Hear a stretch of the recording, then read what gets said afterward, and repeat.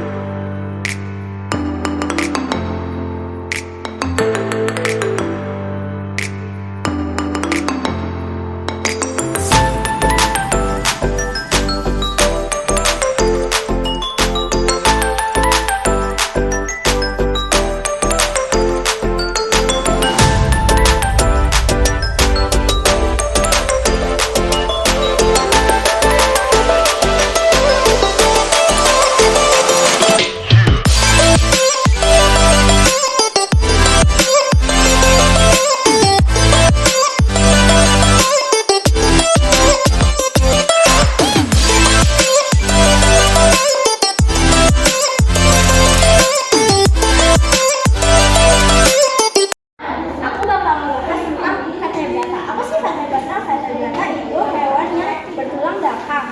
Klasifikasinya ada ikan atau Pisces, itu kelasnya. Itu tuh kelompok hewan yang hidupnya di air. Dan yang kedua tuh ada amfibi. Amfibi itu kelompok hewan yang hidupnya bisa di dua alam. Jadi ada di air sama di darat. Nah, yang ketiga itu ada burung atau aves, kelompok hewan berbulu dan bersayap. Nah, yang keempat ada reptil atau reptilia, kelompok hewan yang bersisik. Yang terakhir adalah mamalia, kelompok hewan yang berkelenjar susu. Ciri-cirinya itu mempunyai tulang belakang. Kalau vertebrata itu mempunyai tulang belakang, memiliki tengkorak yang melindungi atas otak dan memiliki sistem saraf pada pusat. Nah, aku mau membahas tentang tes atau cacing.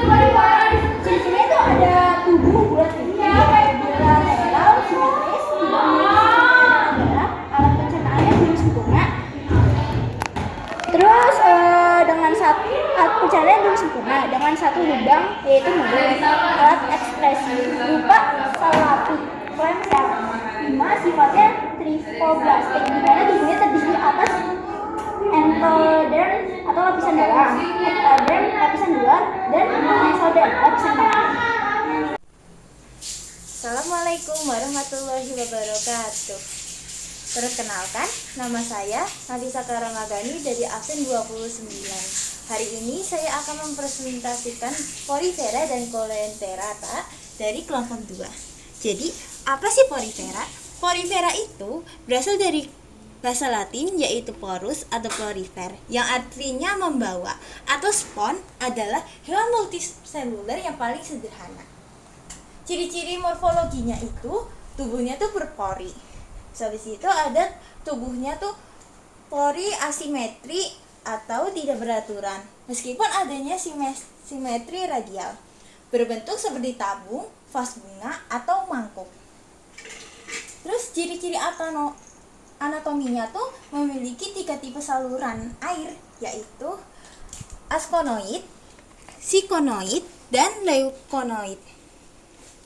Habis itu ada pencernaan secara intraseluler di dalam koanosit atau amoebosit.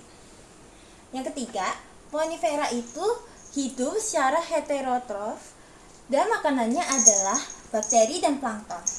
Dari itu makanan yang masuk ke dalam tubuhnya itu dalam bentuk cairan, sehingga Porifera itu disebut juga sebagai pemakan cairan. Habitat Porifera itu umumnya di laut. Nah, Porifera itu melakukan reproduksi itu secara aseksual maupun aseksual. Habis itu aseksual ini dia tuh dengan pembentukan tunas dan gemul. Gemul itu disebut juga dengan tunas internal. Dihasilkan menjelang musim dingin di dalam tubuh Porifera yang hidup di air tawar. Kalau secara aseksual itu dia tuh dengan pembentukan gamet. Ini contoh gambarnya untuk yang aseksual dan ini dengan seksual. Nah, Bagian-bagian porifera tuh apa aja? Dia tuh ada pelindung atau disebut juga pinakosit. Selnya itu berbentuk pipih dan berdinding tebal. Di situ ada rangka. Dari rangka ini dia tuh ada spikula sama spongin. Terus transportasi makanan dan O2 digerakkan oleh sel amoeboid atau amebosit. Terus pencernaan dia tuh ada intraselular yang menggunakan koanosit. Nah, ini contoh gambarnya. Nah, ini ada juga macam-macam spikulanya, ada 5. Nah, sekarang klasifikasinya. Klasifikasinya tuh apa aja sih? Yang pertama, ada cacarea atau kapur. Spikula tersusun atas zat kapur karbonat atau CaCO3. Dia tuh hidup di air dangkal. Dan koanositnya tuh besar. Contohnya ada sikon dan klaterina. Yang ini adalah contoh gambarnya. Nah, terus yang kedua ada hexatinellida atau ujung 6. Spikulanya tuh dari zat kersik atau silika. Umumnya dia itu hidup di laut dalam. Contohnya ada peronema sama Euplectella.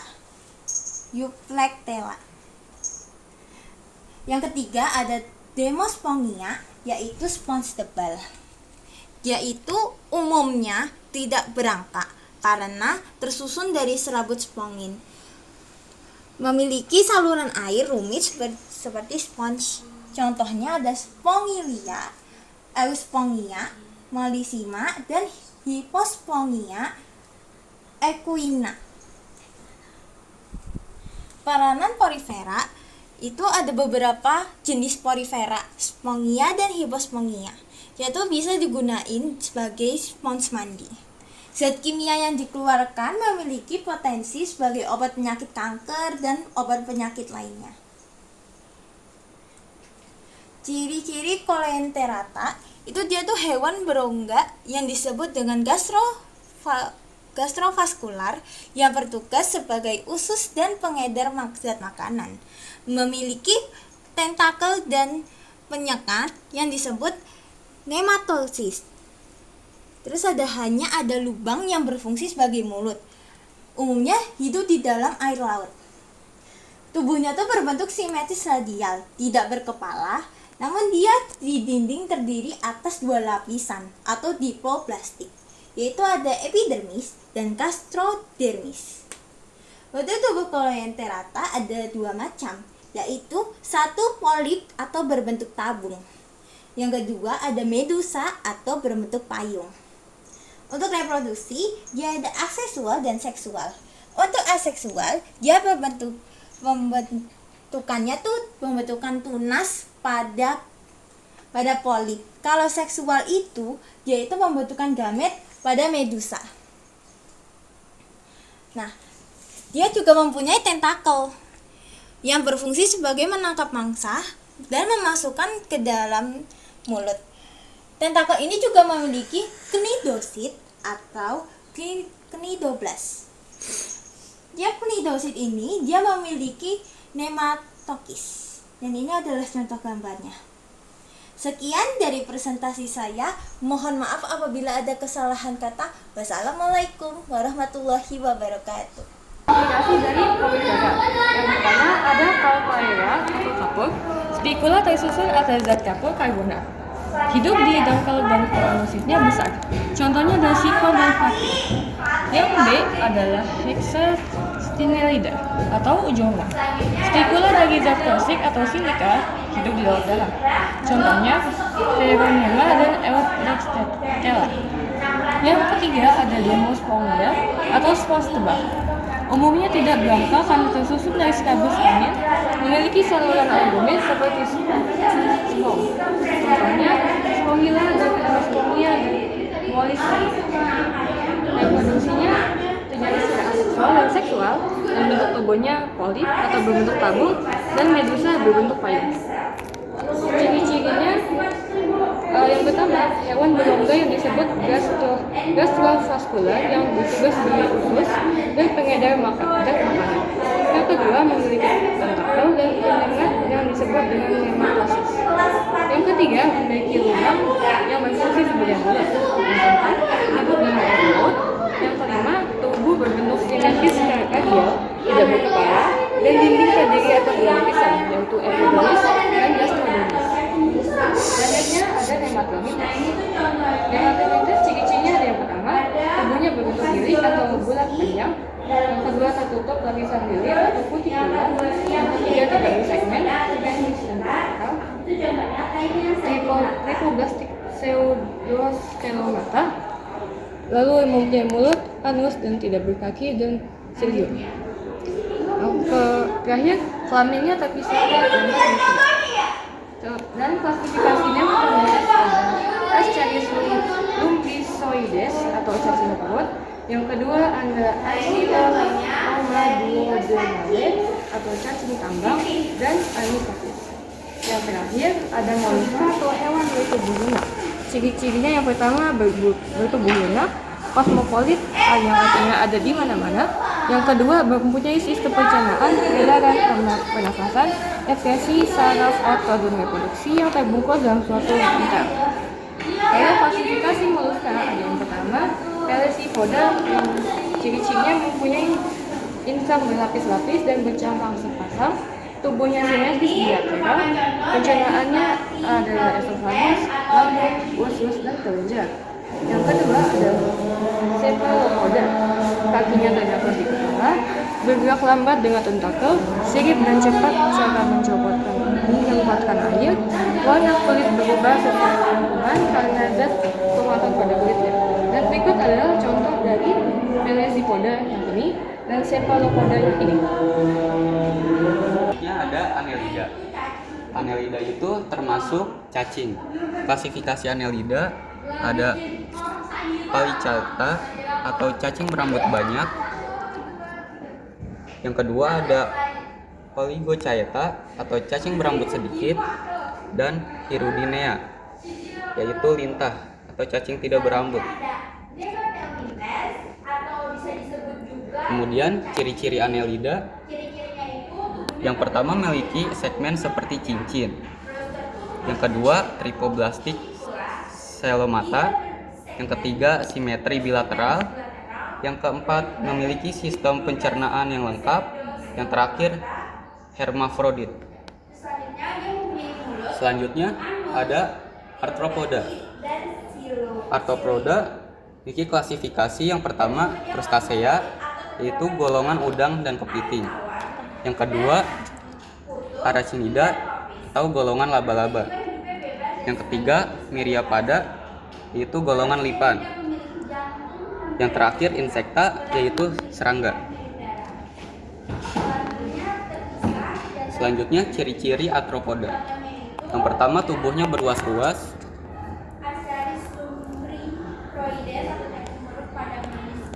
Yang kedua sistem organnya lengkap. Yang ketiga peredaran darahnya terbuka. Yang keempat alat pernapasan berupa trakea. Yang kelima berat kelamin terpisah dengan pembuahan internal mengalami metamorfosis seperti ular. Yang terakhir umumnya mempunyai antena sebagai alat peraba seperti belaler.